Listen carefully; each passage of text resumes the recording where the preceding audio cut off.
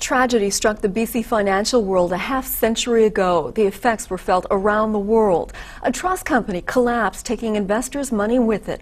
Chris Kirkpatrick now with This Week in History. On the morning of October 12, 1914, Thanksgiving Day, the managing director of the Dominion Trust Company shot himself in his garage in Vancouver. William Arthur Arnold was a prime player in a case involving fraud and deception.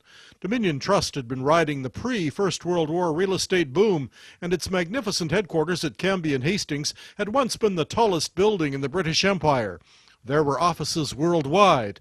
Dominion Trust began in 1903 but ended in disaster in 1914, taking the Bank of Vancouver with it. The company was heavily invested in land, real estate speculation, and there definitely was a recession. People were unemployed and property values plummeted.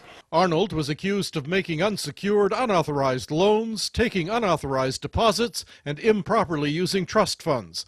$5 million was missing, and investors lost millions. They were able to recover about 10 cents on the dollar. The money that they had hoped to recover from Arnold's insurance evaporated because the Privy Council ruled that it was a suicide, so the insurance companies did not have to pay.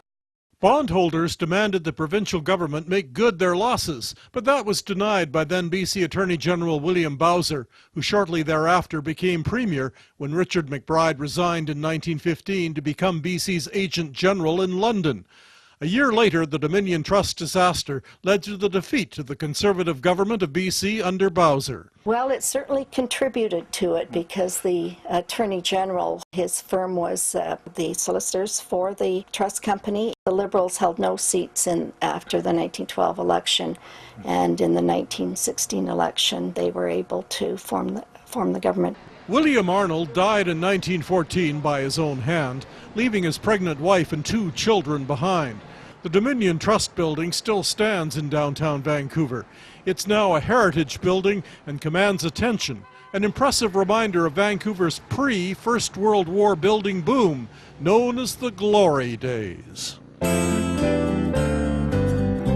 This Week in History, brought to you by the Royal BC Museum, bringing British Columbia's stories together.